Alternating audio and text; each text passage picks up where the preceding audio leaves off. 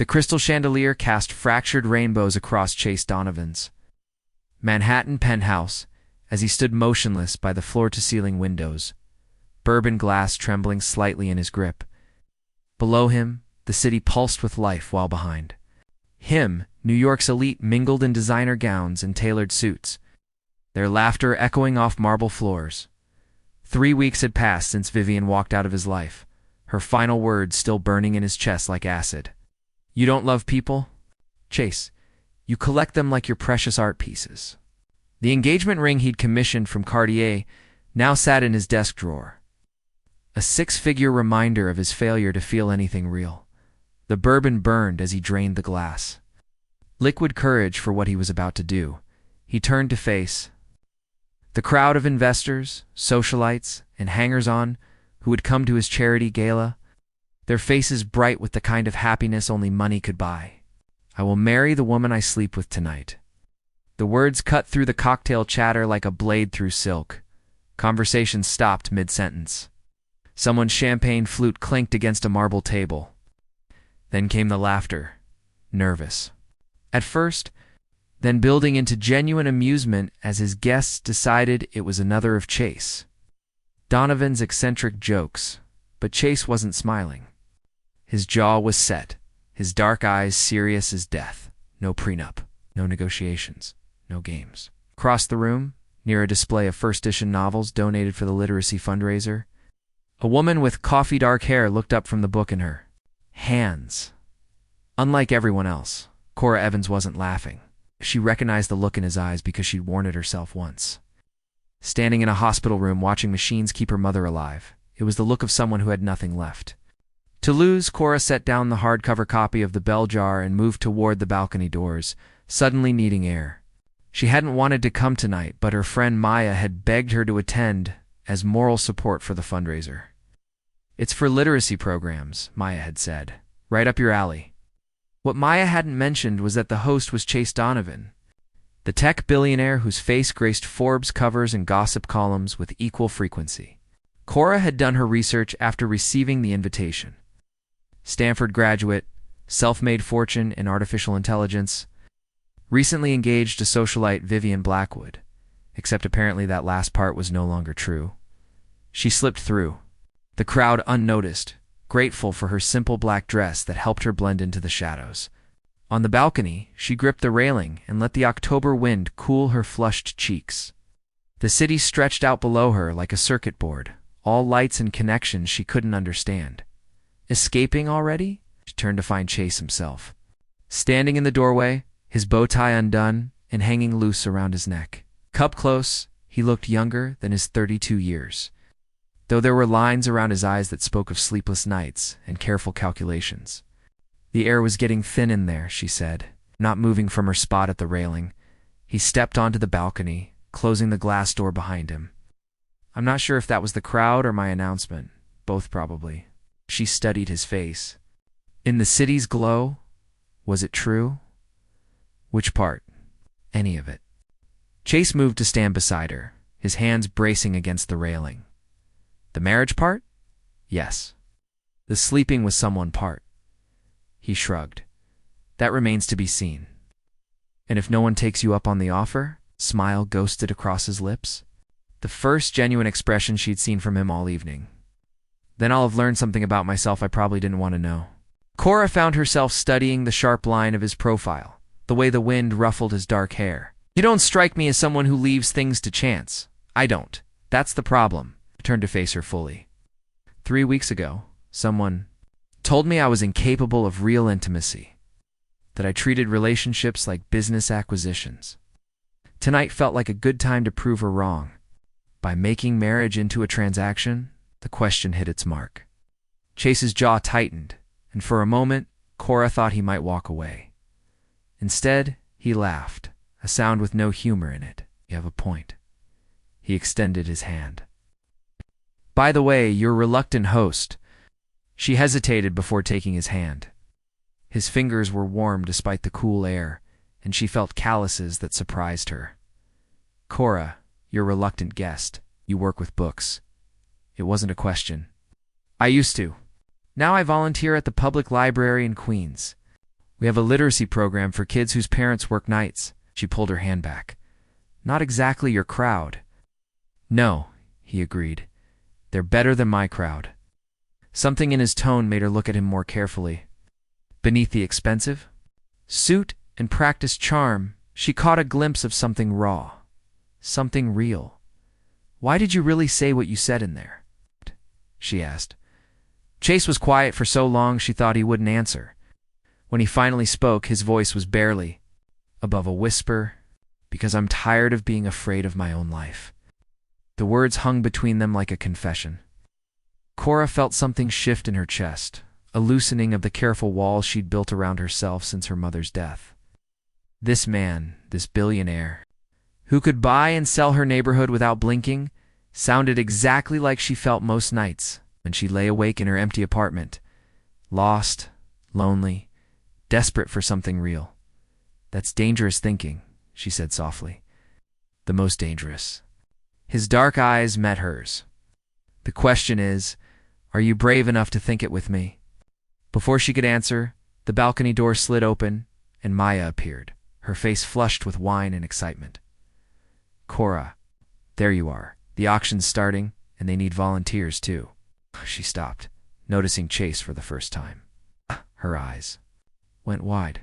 Oh my God, I'm so sorry, Mr. Donovan. I didn't realize you were. It's fine, Chase said smoothly, his public mask sliding back into place. We were just discussing the literacy program. Maya's gaze bounced between them like she was watching a tennis match. Right, of course. The literacy program. She grabbed Kora's arm. I really do need help with the auction, though, like right now. Kora allowed herself to be pulled back inside, but she could feel Chase's eyes on her as they walked away. The auction was a blur of raised paddles and escalating bids. She helped track purchases and coordinate delivery information, grateful for the distraction. But every few minutes, she found herself scanning the crowd for a familiar figure in a rumpled tuxedo. And every time their eyes met across the room, she felt that dangerous loosening in her chest grow a little wider. By the time the last lot sold, it was nearly midnight. The crowd had thinned to a hardcore group of socialites who showed no signs of leaving. Kora gathered her small purse and began making her way toward the exit, ready to escape back to Queens and her quiet life. Leaving so soon? She turned to find Chase standing behind her, 2 glasses of champagne in his hands despite her earlier refusal of alcohol. It's late, she said, and I have an early shift at the library tomorrow. It's Saturday. Story time for the kids. 9 a.m. sharp. She accepted the glass he offered, though she had no intention of drinking it. Thank you for hosting this. The literacy program will really benefit from tonight. Will it? He moved closer, and she caught his scent, expensive cologne mixed with something warmer, more human. Or will the money just disappear into some administrative black hole? Spoken like someone who's never seen a 7-year-old learn to read their first sentence. You're right, I haven't. His voice was quiet again, vulnerable. Show me. What? Tomorrow? Story time? Act. Show me what the money's actually doing. Kora stared at him, champagne forgotten in her hand. You want to come to children's story time? Want to understand what you understand? What makes you brave enough to work with kids when you could be doing something that pays better? Something safer. He paused. Something that doesn't require so much hope. The last word broke something open inside her. She set down her glass on a nearby table, her hand shaking slightly. This is insane, she whispered. Completely, he agreed. I don't know you. You don't know me? No, we don't. You just announced to a room full of people that you'd marry whoever you sleep with tonight. I did. She looked into his eyes and saw her own reflection there, small and uncertain and terrified. What if I said yes? The question hung between them like a live wire. Chase went very still, his champagne glass frozen halfway to his lips. To story time? He asked carefully. To everything. The glass slipped from his fingers, crystal shattering against marble in an explosion of sound that made several remaining guests to turn to stare. But neither Chase nor Kora noticed. They were lost in each other's eyes, balanced on the edge of a decision that would change everything. Are you sure? He whispered. No, she thought. I'm not sure of anything anymore. But what she said was, "Ask me again in the morning." And with that, she took his hand and let him lead her toward the private elevator that would carry them upstairs to his penthouse bedroom, where promises would be tested and hearts would be broken and remade before the sun rose over Manhattan. The elevator ride to Chase's private floor felt eternal and instantaneous all at once. Kora watched their reflection in the polished steel doors, her simple black dress a stark contrast to his rumpled tuxedo. They weren't touching, but she could feel the heat radiating from his body in the small space. "Last chance," he said quietly as the elevator slowed. "I can have my driver take you home. No questions asked, no judgment." She met his eyes in their reflection. "Is that what you want?" "I want and what's smart are two very different things." The doors slid open to reveal a dimly lit hallway lined with original artwork. Chase stepped out first, then turned to offer his hand. She stared at it for a long moment, thinking of her mother's voice, "Baby girl, some chances only come once. The question is whether you're brave enough to take them or wise enough to walk away." She took his hand. His penthouse bedroom was nothing like she'd imagined. Where the party space downstairs was all marble and crystal, this room felt human. Books stacked on nightstands, a laptop open on the bed, clothes draped over a chair. The walls were lined with photographs, not professional portraits, but candid shots of places and people she didn't recognize. "I expected more black leather and mirrors," she said, trying to lighten the weight of the moment. "Sorry to disappoint." He moved to close the laptop and she caught a glimpse of the screen coating, endless lines of it. "I actually spend most of my time up here working. At midnight on a Friday, sleep is overrated." He turned to face her, and the vulnerability she'd glimpsed downstairs was back in full force. "Kora, I need you to know, this isn't something I do. Bring women up here. What about Vivian?" The name hit like a slap. Chase's face went carefully blank. "Vivian preferred her own apartment. Said this place felt too much like me, and that was a bad thing. According to her, yes." He moved toward the windows, putting distance between them. She said, "I used success to avoid intimacy. That I was more comfortable with profit margins than people." Kora followed him, drawn by the pain in his voice. "What do you think?" "I think she was probably right." He pressed his palm against the glass. 3 years together, and she never once slept in this bed. Never left so much as a toothbrush in my bathroom. I told myself it was because she was independent. But the truth is, I never asked her to stay. Why not? The question seemed to surprise him. He turned to study her face. "Because asking someone to stay means admitting you need them. And needing people is dangerous when you've got as much to lose as I do. Is that why you made that announcement tonight? It's because you're tired of being afraid to need people?" "Maybe." His hand came up to trace the line of her cheek. "Or maybe I just wanted to see what would happen if I stopped calculating the risks." His touch sent electricity through her skin. She closed her eyes, leaning into it despite every instinct screaming at her to run. "This is crazy, completely insane," he agreed, his thumb brushing across her lower lip. "I could be anyone. A gold digger, a journalist, someone trying to destroy you. You could be." His other hand settled on her waist, pulling her closer. "You." She opened her eyes to find him watching her with an intensity that made her breath catch. "I'm a librarian from Queens who hasn't been with a man in 2 years and whose biggest financial decision this month was whether to buy name-brand cereal. That's the sexiest thing anyone's ever said to me." Despite everything, she laughed. "Your standards are either very low or very specific. Try honest." He leaned down until his forehead touched hers. "I'm so tired of people telling me what they think I want to hear." "What do you want to hear?" "The truth. Whatever it is." Kora felt something crack open inside her chest. She thought of her empty apartment, her careful routines, the walls she'd built to keep the world at a safe distance since her mother died. Then she thought of the look in Chase's eyes when he'd made his reckless announcement, the recognition of someone else who was drowning in their own caution. "The truth is, I'm terrified," she whispered. "Of this, of you, of what happens next. Good, he said softly. That makes two of us. When he kissed her, it was nothing like she'd expected from a man worth billions. His lips were gentle, questioning, as if he was asking permission she'd already given. She kissed him back with a desperation that surprised her, hands fisting in his shirt, pulling him closer. They broke apart, breathing hard, and she saw her own amazement reflected in his eyes. That was he started. Dangerous, she finished. Was going to say perfect. She laughed, shaky and breathless. Same thing. His hands found the zipper at the back of her dress, fingers hesitating. Are you sure? Instead of answering with words, she reached up and loosened his bow tie completely, letting it fall to the floor. Then she worked at the buttons of his shirt, with trembling fingers while he watched her face like he was memorizing it.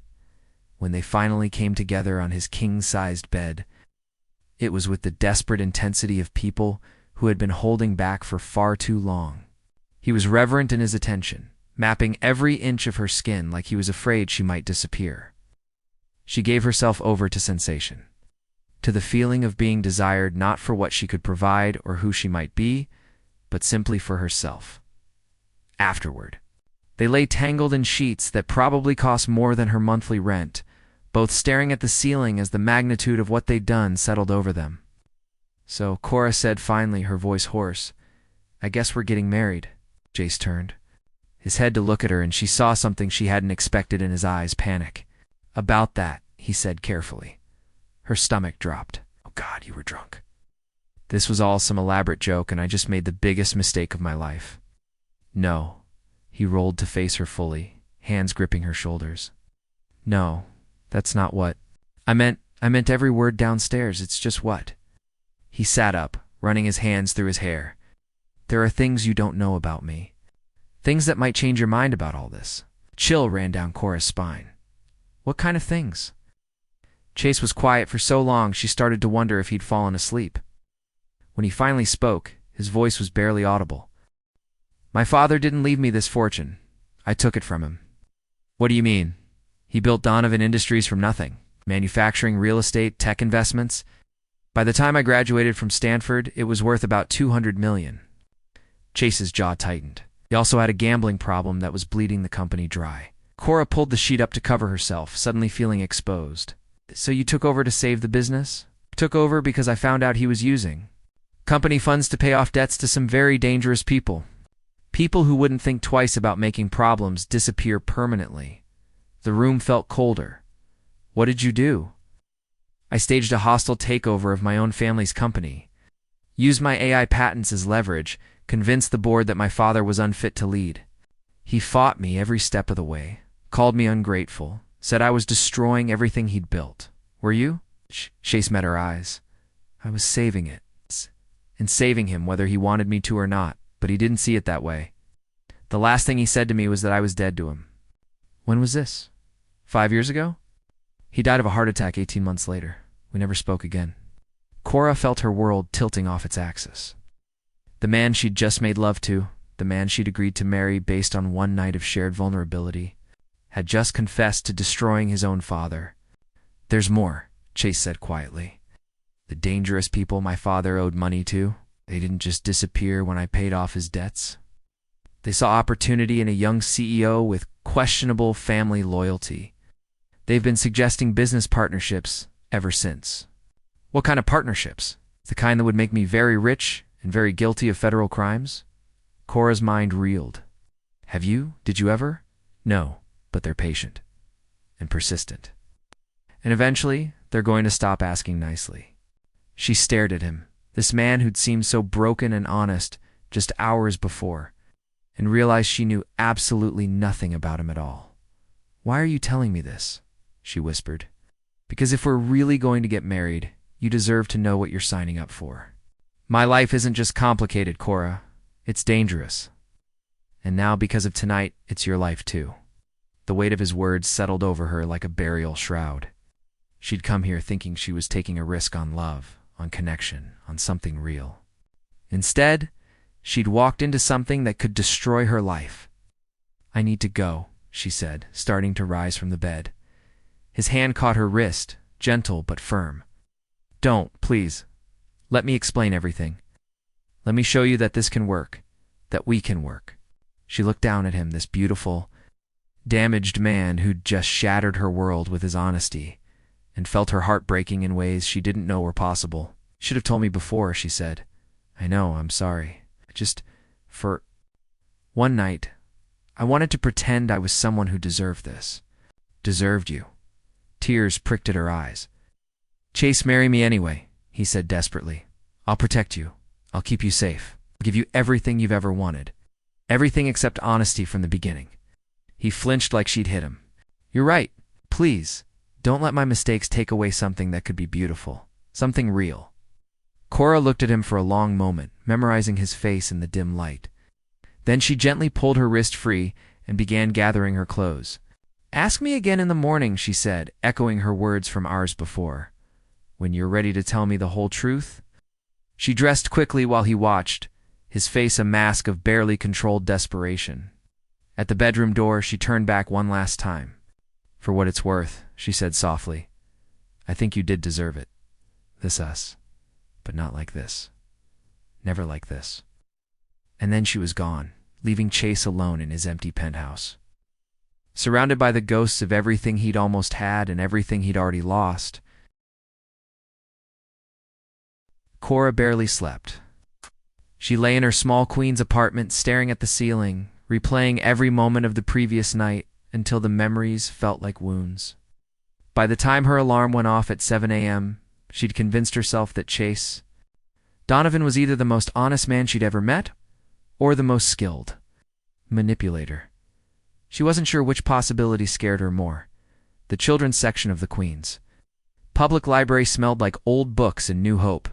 Kora arranged the reading circle chairs with mechanical precision, trying to lose herself in routine. Storytime was her sanctuary, the one place where everything made sense and happy endings were still possible. At 8:45, she was reviewing her selection of picture books when she heard familiar laughter from the front desk. Her stomach clenched as she recognized Maya's voice, bright with excitement and something else. Mischief? Maybe Kora? You have a visitor? She looked up to see Maya practically bouncing on her toes, followed by a man in dark jeans and a simple gray sweater who looked nothing like the billionaire from the night before. Chase had traded his tuxedo for clothes that actually fit his life. Expensive still, but understated. Human. You came, Kora said, surprised despite herself. You invited me? He held up a coffee carrier with 4 cups, brought provisions. Wasn't sure what everyone drinks.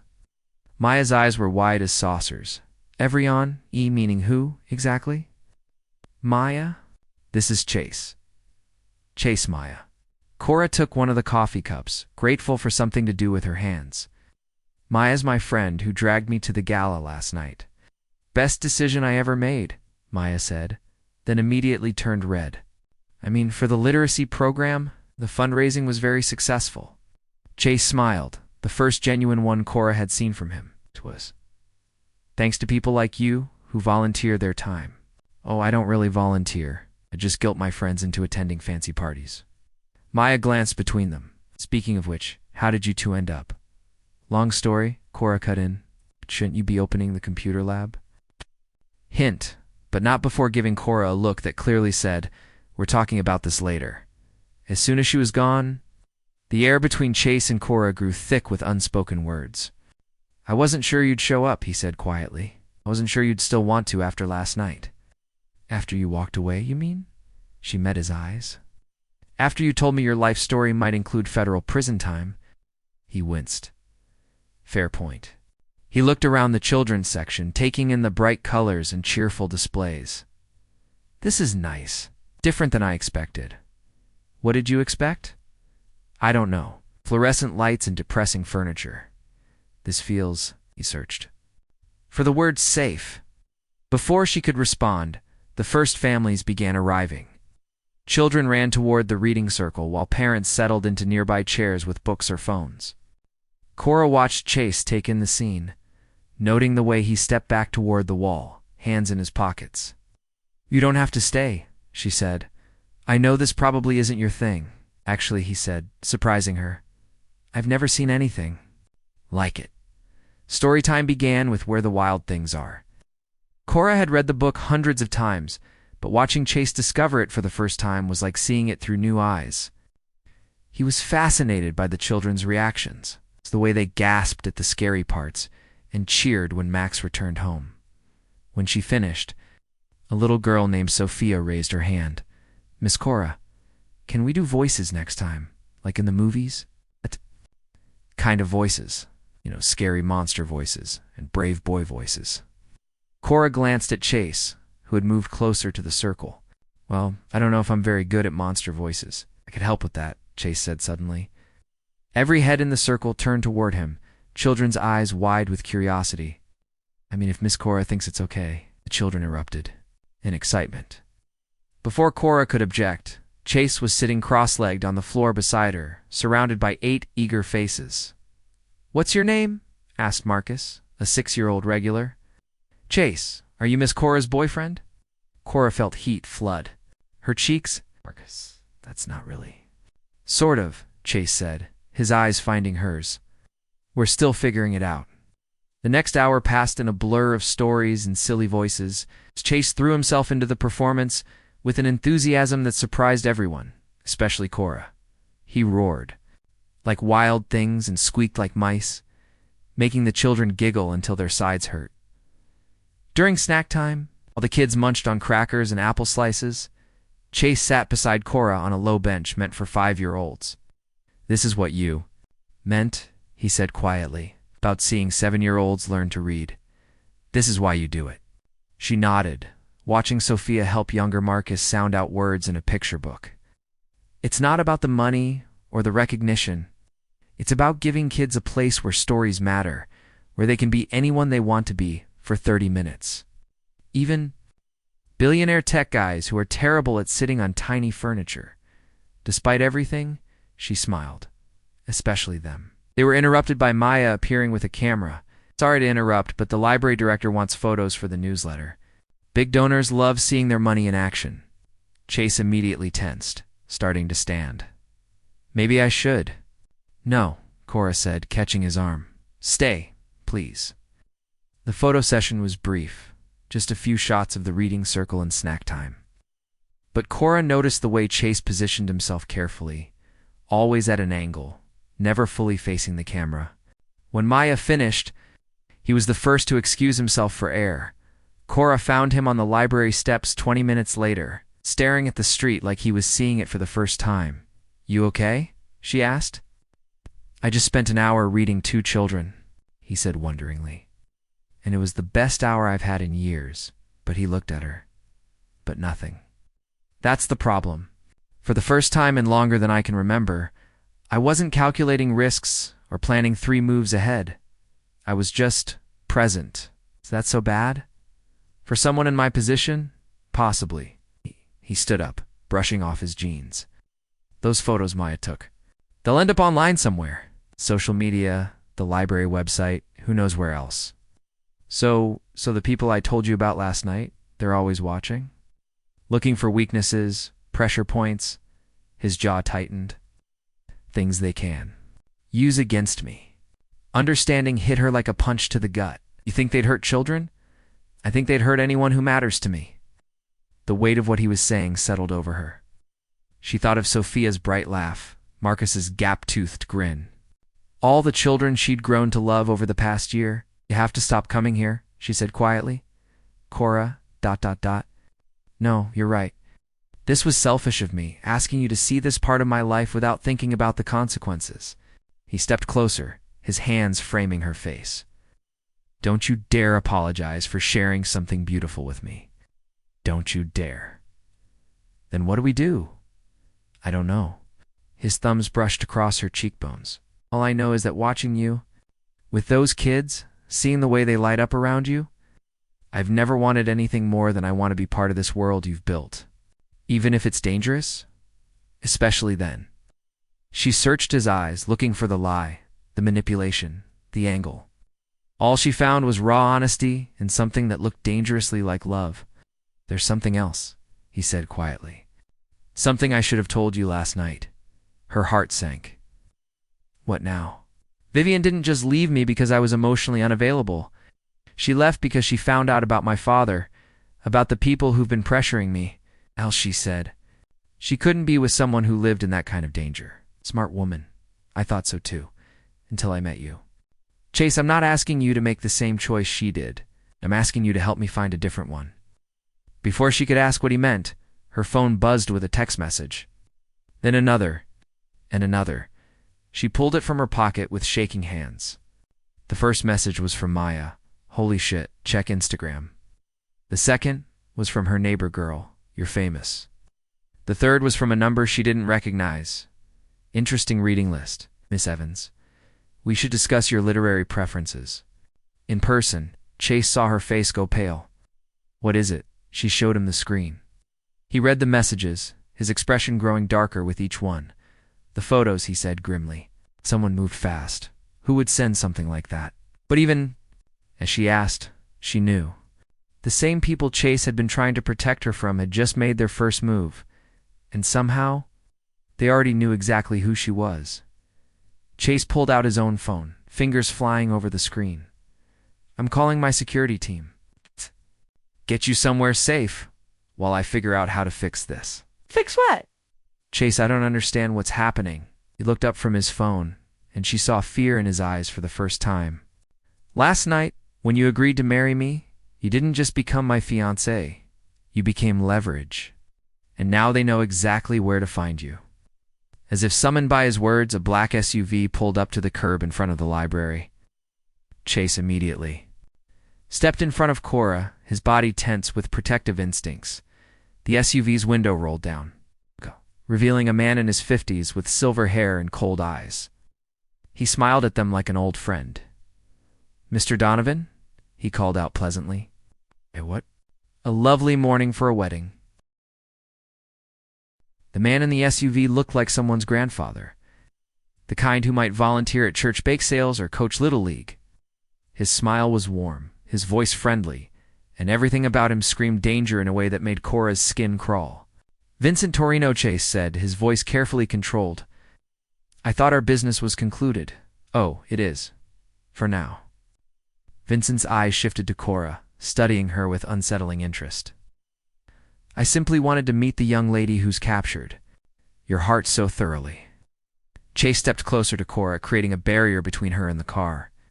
She has nothing to do with our previous discussions, doesn't she? Vincent pulled out a tablet, tapping the screen. Kora Evans, age 26, lives alone in apartment for B on Elm Street. Mother deceased, no siblings, works at the Queen's Public Library. He looked up with that benevolent smile. Runs a literacy program for underprivileged children. How noble. Kora felt ice in her veins. How do you know so much about you? My dear, in my line of work, information is the most valuable currency. Vincent set the tablet aside. The moment those delightful photos appeared online this morning, I became very interested in Chase's new friend. What do you want, Chase? Demanded the same thing I've always wanted. Your participation in a mutually beneficial business arrangement. Vincent's tone remained conversational, as if they were discussing the weather. However, I'm now willing to sweeten the deal considerably. I already told you no. That was before you had something precious to lose. Vincent's gaze lingered on Kora. Amazing how perspective changes when love enters the equation, isn't it? Kora found her voice. I don't know what kind of business you're in, but Chase doesn't want any part of it. Can't you just leave us alone? Vincent laughed, a sound like breaking glass. My dear, you really have no idea what your fiancé has been up to, do you? Vincent. Chase's voice carried a warning. Don't. Oh, but I think she deserves to know the whole truth, don't you? After all, she's about to become Mrs. Chase Donovan. She should understand exactly what that means. Kora looked between them, her heart racing. What is he talking about? Vincent leaned forward, his smile widening. Ask him about the Cayman Islands account. Ask him about the shipping containers that arrived at Port Newark last month. Ask him why his company's security system has more military-grade encryption than some government facilities. That's enough, Chase said sharply. Vincent pulled out his phone and showed them the screen. So I have photos of you personally overseeing the installation of that security system, Chase. Very thorough work. Very specific requirements? Kora stared at Chase, who had gone pale. What is he talking about? I can explain, Chase said quietly. Can you? Vincent interjected. Can you explain why a tech company needs the kind of security typically reserved for weapons manufacturing? Can you explain why your offshore accounts have grown by $50 million in the past 6 months? Stop, Chase said, his hands clenching into fists. Or perhaps you'd like to tell her about the meeting you took with my associates in Miami 3 weeks ago. The one where you weren't quite as adamant about refusing our proposition as you claimed to be? The world tilted around Kora. 3 weeks ago was when Chase's engagement to Vivian had ended. 3 weeks ago was when everything had started falling apart for him. You met with them, she said, not really a question. Chase looked at her with desperate eyes. Not by choice. They made it clear that refusing wasn't an option. But you went. I went to try to find a way out, to buy time while I figured out how to extract myself from the situation my father created. Vincent clapped slowly. Very touching. Very noble and very futile. He gestured to his driver, and the SUV's engine hummed to life. You have 48 hours, Chase. Either you agree to our terms, or Miss Evans becomes intimately acquainted with the consequences of your stubbornness. If you touch her, oh, I won't lay a finger on her. But accidents happen all the time in Queens, don't they? Gas leaks, electrical fires, random muggings gone wrong. Vincent's smile never wavered. Such a dangerous neighborhood for a young woman living alone. The SUV pulled away, leaving Chase and Kora standing on the library steps in stunned silence. Around them, normal life continued. Children playing in the park across the street, mothers pushing strollers, an old man walking his dog. The mundane beauty of it all felt surreal against the backdrop of what had just occurred. We need to get you somewhere safe, Chase said finally. Safe, Kora laughed, a sound with no humor in it. Where exactly would that be? He knows where I live, where I work, probably where I buy groceries and get my hair cut. I have a safe house in the Hamptons. Private security? No public records connecting it to me. Then what? I hide there for the rest of my life while you figure out how to deal with whatever business arrangement your father got you into. Chase ran his hands through his hair. I don't know. I'm making this up as I go. Well, stop. The words came out. Sharper than she intended. Stop making decisions for me. Stop trying to protect me from information I need to have. For God's sake, stop lying to me. I haven't been lying, haven't you? She turned to face him fully. Last night you made it sound like you were some kind of victim, reluctantly inheriting problems from your father. But that man just made it very clear that you've been actively involved in whatever this is. It's not that simple. Then make it simple. Tell me exactly what you've done, what you're involved in, and what I'm really signing up for if I stay with you. Chase was quiet for so long she thought he might refuse to answer. When he finally spoke, his voice was barely audible. My father owed Vincent's organization $14 million when he died. The debt transferred to me, along with the company. Vincent offered to forgive the debt in exchange for using Donovan Industries' shipping network to move certain products through customs. What kind of products? The kind that are easier to move when they're hidden inside legitimate technology shipments. Kora closed her eyes. You're talking about smuggling. I'm talking about survival. Vincent made it clear that refusing wasn't an option, so I've been playing along while trying to find a way out. Playing along how? I've allowed 3 shipments through our Port Newark facility. I've created encrypted communication channels for their operations. I've provided security systems that hide as much as they protect. Jesus, Chase. But I've also been documenting everything, every transaction, every conversation, every person involved. I've been building a case file to turn over to the FBI. She stared at him. You're working with the FBI? Not officially. I have contacts. They're people who understand that sometimes you have to work within a corrupt system to bring it down. And you didn't think to mention this before I slept with you? I thought I could handle it on my own. I thought I could keep you out of it. Well, congratulations. You've done a brilliant job of that. He flinched at her tone. Kora, I know how this looks, do you? Because from where I'm standing, it looks like you made a reckless promise to marry whoever you slept with last night, knowing full well that doing so would put that person in mortal danger.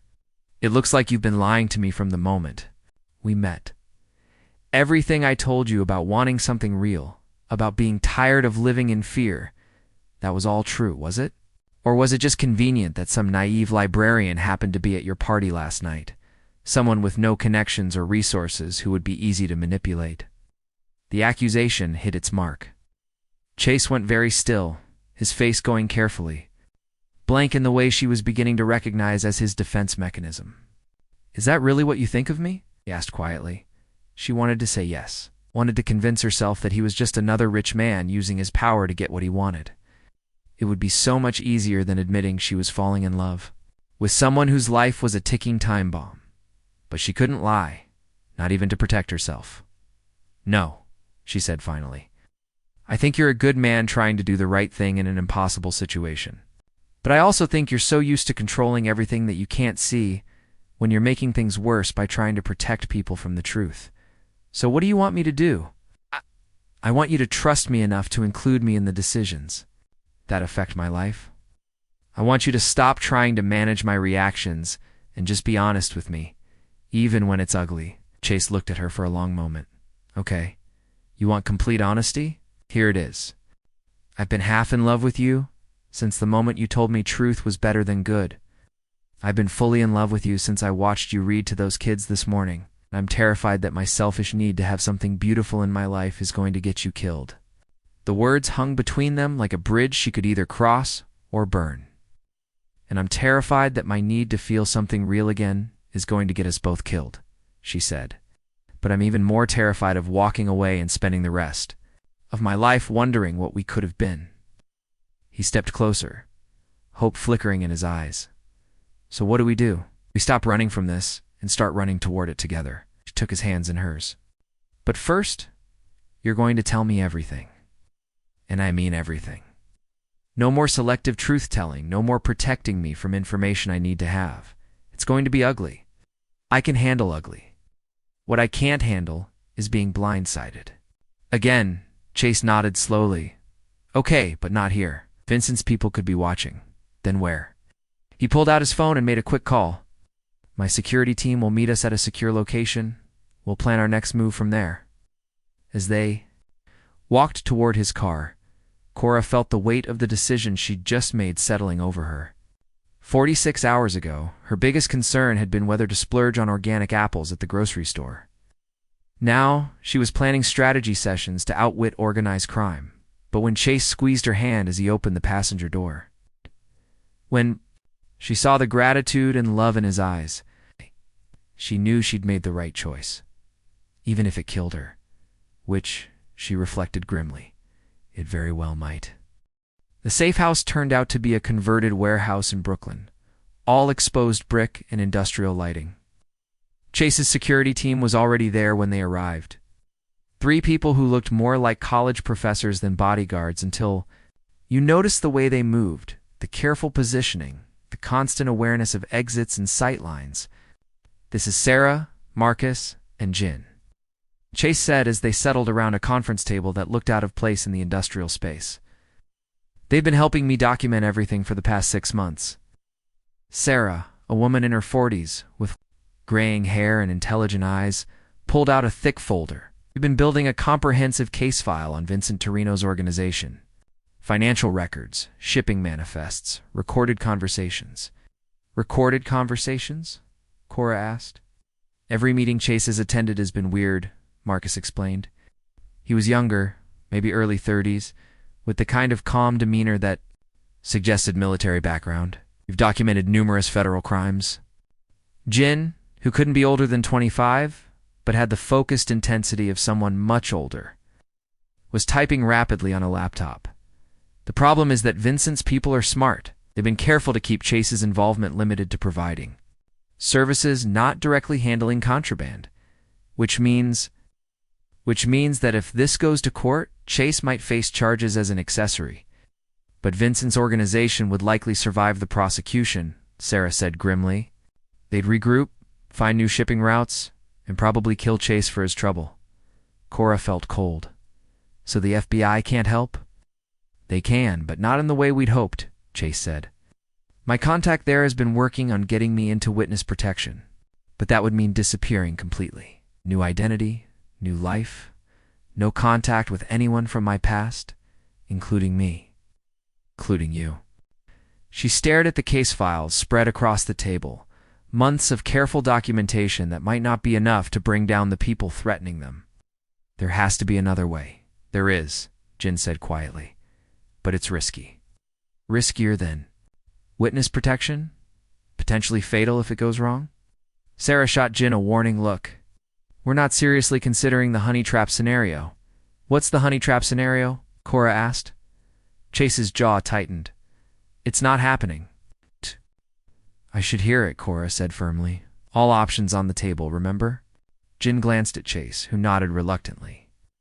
Vincent's weakness is his ego. He likes to be seen as sophisticated, cultured. He especially likes beautiful women who appear impressed by his power. You want me to seduce information out of him? Not seduce exactly. But Vincent has a standing invitation to an art auction tomorrow night. Very exclusive, very high profile. If you were there as Chase's fiancé, Vincent would likely approach you, try to charm you, maybe even show off by revealing more than he should. While I'm wearing a wire, while you're wearing the most sophisticated recording equipment money, can buy, Marcus confirmed. Chase stood abruptly. Absolutely not. It's too dangerous. More dangerous than spending the rest of our lives looking over our shoulders? Kora asked. Yes, Vincent isn't just a businessman who happens to break some laws. He's killed people, Kora. Personally, with his own hands. How do you know that? The room went quiet. Chase looked at his security team, some silent communication passing between them. "'Cause I saw him do it," Chase said finally. Kora's blood ran cold. What?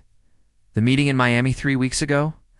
Vincent wanted to make a point about the consequences of betraying his trust. He had someone brought in, a man who'd been skimming from their operations. Chase's voice was hollow. He made me watch while he killed him. Jesus Christ, Chase. He said it was a bonding experience. That now we were truly partners because I was complicit in murder. Are you complicit? I didn't stop it. I didn't call the police. I went home and threw up for an hour, but I didn't do anything to get justice for that man. Sarah leaned forward. Which is exactly why Vincent chose you to witness it. He wanted you to feel complicit. Wanted you to believe you were in too deep to ever get out clean, aren't I? Not if we do this right, Jin said. The honey trap isn't just about getting Vincent to incriminate himself. It's about getting him to reveal information that could help the FBI locate other victims, other crimes. Things that would make prosecuting him a priority regardless of what happens to his shipping operation. Kora studied the faces around the table. These people had been working for months to find a solution, and this was their best option. What would I have to do exactly? You'd attend the auction as Chase's fiancé. Vincent would almost certainly approach you at some point during the evening. You'd need to seem impressed by his stories. Ask the right questions to draw out information about his past activities. What kind of questions? Sarah pulled out a sheet of paper. We've prepared a list of topics that might prompt him to reveal actionable intelligence. Missing persons cases, unsolved murders, financial crimes that go beyond what we already know about. Kora read through the list, her stomach churning. And if he realizes what I'm doing, he won't, Marcus said confidently. Vincent's ego is his blind spot. He genuinely believes that his charm and power make him irresistible to women. He'll interpret your interest as genuine attraction. And if he tries to, she couldn't finish the sentence.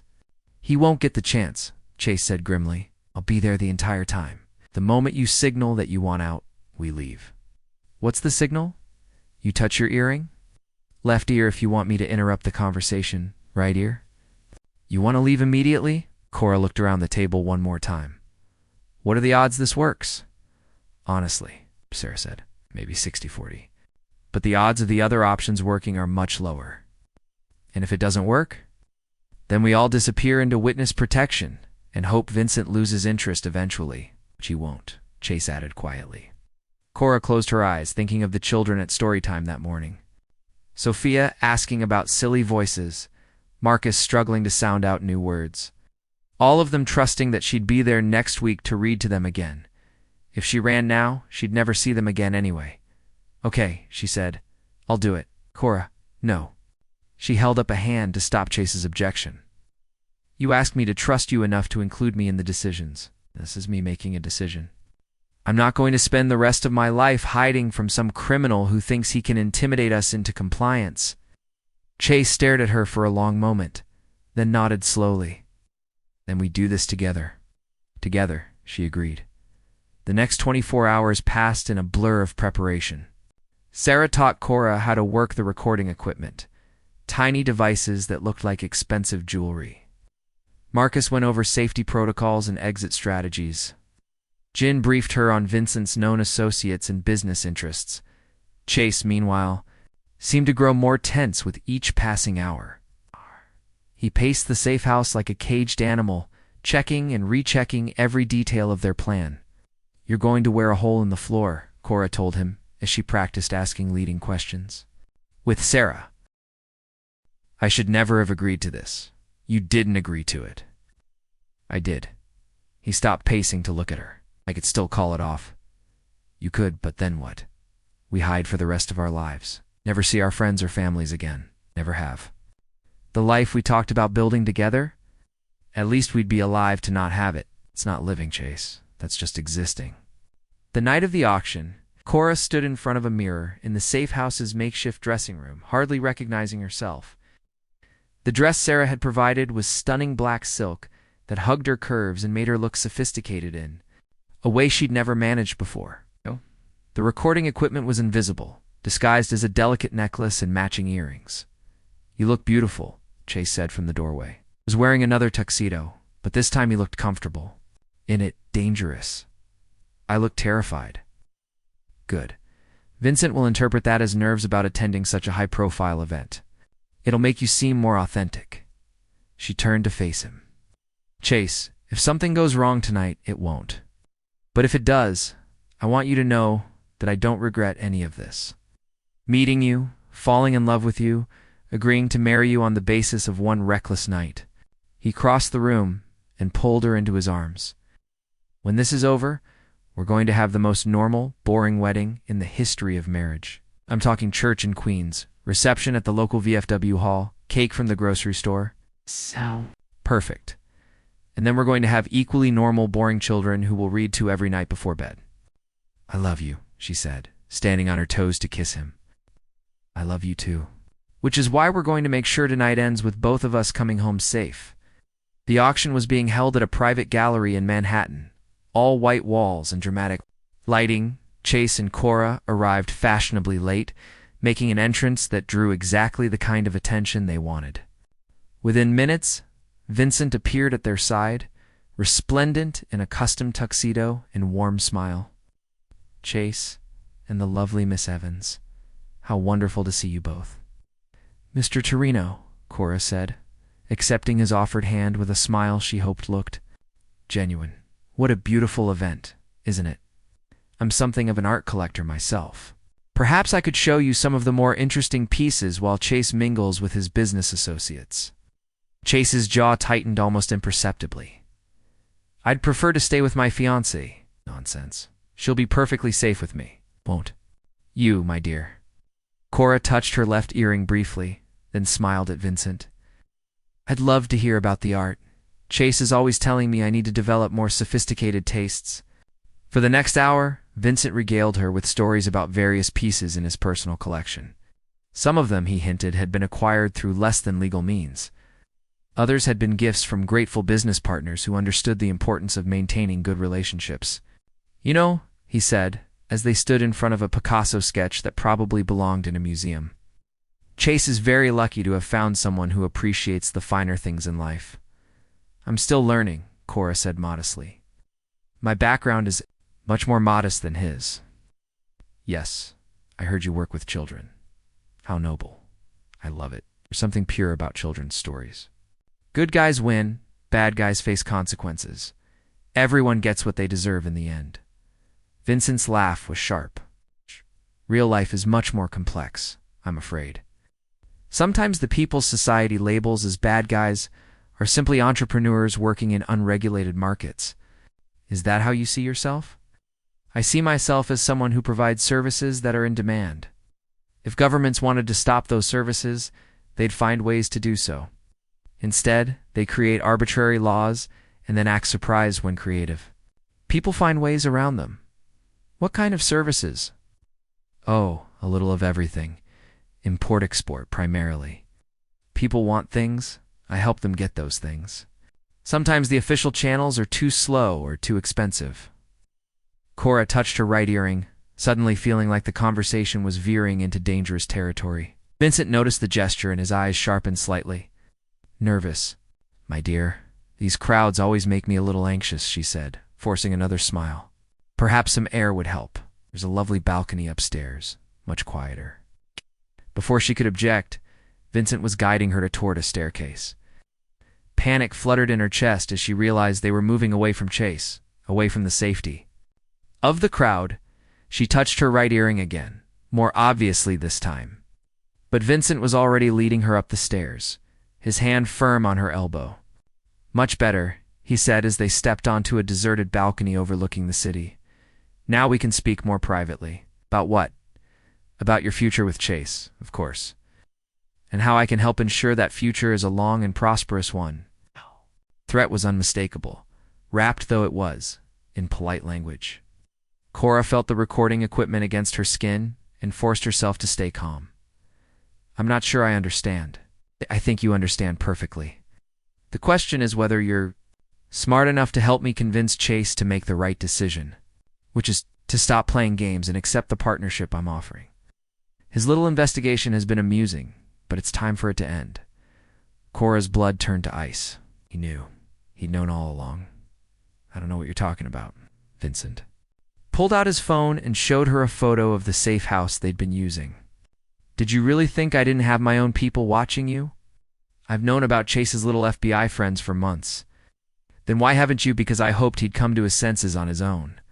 But bringing you here tonight, trying to use you, as bait, that shows a disappointing lack of judgment.